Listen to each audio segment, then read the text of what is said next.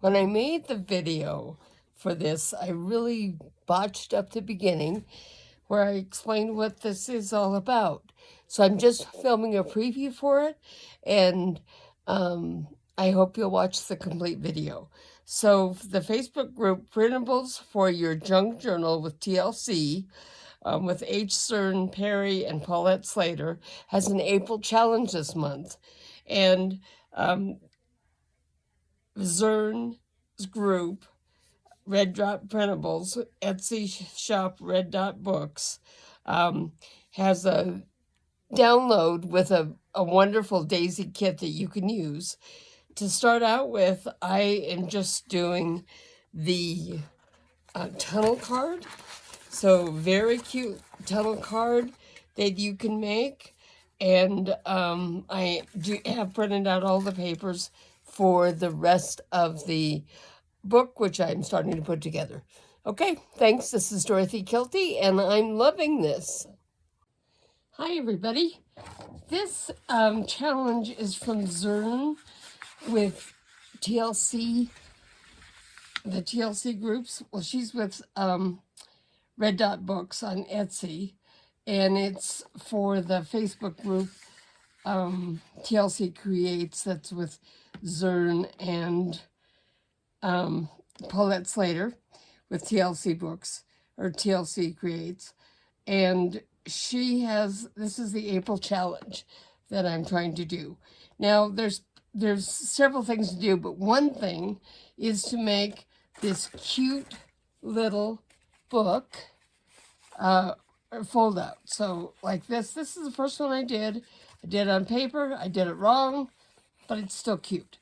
Okay, with a little envelope that it can go in or it can go separate. The second one I did do right. It's not quite completed. But if you see, you can fold down here. I have one more flower to glue on, and we'll do that in just a minute. Okay? So now there's a couple of things that Zern has very good instructions here. There's just a couple of things that I would do differently. And the first thing that I would do differently is that I would fold this before I cut it. And the reason is because I printed these, I printed them on paper. This is a kind of a heavy paper, and this one was on cardstock. And when you, especially it's on cardstock, you've got these little thin areas here to fold, and I think they get a little sloppy. So this is the first time trying it with folding first, but I think that that's a good idea to do. Zern does have a page where she shows you what it should look like and all of its different aspects, so to speak. And she has instructions. So other than the fact that I say fold before cutting, before you complete cutting, these are excellent directions. And they were great for two of them, really. So, so the first thing, as you can see, I have cut this out. And I've cut it out with these windows, which will be cut away, still there. Now, the other thing that I don't know if you can see, but there's peaks and valleys in the folds, and they were written on the margin right up here. So I just took a pencil and I put P for peak and V for valley, peak here and valley here, so I could remember where those need to be. Now, if you follow Zern's directions for folding, it's very simple. So first you're going to fold the long portion all the way over in half like this. And now I didn't print something on the back of this one because I've used some, it's kind of a heavy paper that has kind of a pattern to it. And I actually like that just the way it is. Okay, once you get that done, you're then going to fold these back. And it's a good idea to use this to crease them. Then you're going to fold this back. Please tell me this is going to work without the thing. And then here, this one is going to fold up. And so if you look at this the way this is, I've got a valley here. I've got a peak here where it's sticking up, a valley and a peak. So pretty easy, right? Okay, now I'm going to straighten them back out a little bit because now I need to cut them out. Now there's a couple different ways you can cut these out. You can, of course, take a pen or a regular X-Acto knife and cut them out.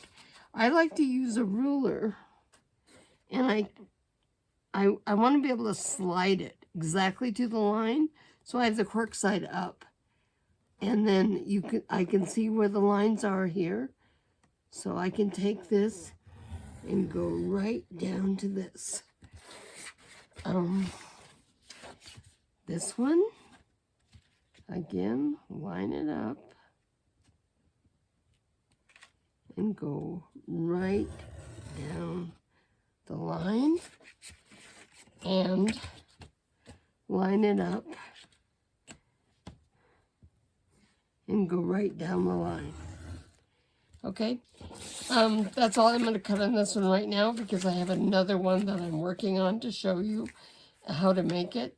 So I have already glued on this one, 2 of the 3 pages that you glue down. So it's just waiting for this one. This one is going to go on page 2. So this is page 2. And it's going to go right up here. Now, the reason I haven't cut this out yet is that I wanted to show you a couple of the tools I use for fussy cutting. I use scissors sometimes, and quite frankly, scissors are easier sometimes than these other tools are. But this is a gyro cut, and so you can take this and run it right along the curves, and I don't know if you can see that the blade is twisting a little bit as I move it around. And I can, go around some of these curves very simply, just like with scissors. It helps sometimes to turn the item that I'm cutting rather than my tool. Now, when I get down to here, I'm going to cut this off. Sometimes there's little pieces caught here, but they generally break off real easy, and they are much easier with on paper than they are with the cardstock. This is true cardstock. Now, these, you can take the gyro cutter, and you can go down, you can twist them around to do it. When I have a pointy end, I sometimes like to, just kind of run it off. This tool is really good for cutting these straighter edges. So, and I'm doing this kind of fast, so I'm probably going to mess it up. Here we go over here. Cut this. Cut this and cut this. And honestly, if it's not perfect, they'll only know if you tell them. Okay, now the other thing I like to do on things like this is to distress the edges. And this is using vintage photo. And so I just use a little bit of vintage photo around the edges. Then if there are things that are maybe not showing up, weren't cut perfectly, that helps kind of hide the edges of things. So now, you take a look at this. These 3 things are labeled 1, 2, and 3. And this is the last page. So this page, when it's cut out, is glued onto the last page back here, which is the inside of this one. It'll be here because these will be cut out like this. And the front is here. Okay? So That'll be glued on there. You have 1, 2, and 3. So number 1 is glued on the front of this frame around it. Number 2 is going to be glued right here. So I'm just going to put a little bit of glue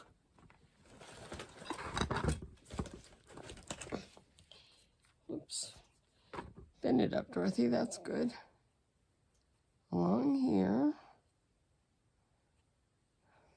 And this is Fabri-Tac glue. It's a silicone-based glue. You can thin it using nail polish remover if it gets too thick. Okay, so now we have the second one glued on, and the third one is glued on right here.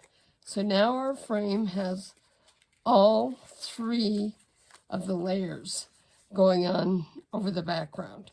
Now, and then this picture was on page 1, and that's glued onto the front of it. So that will be glued right here.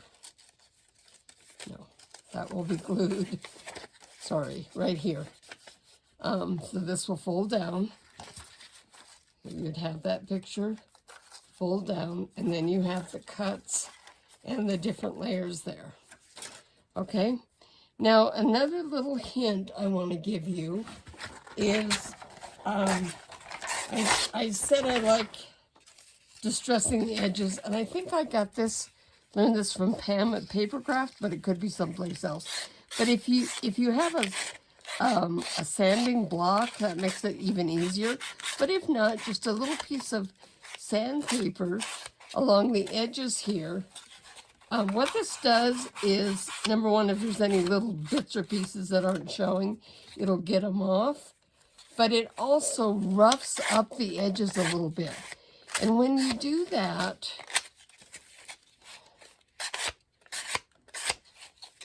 it really takes the ink nicely. So it makes a nice soft edge, and it also takes the ink.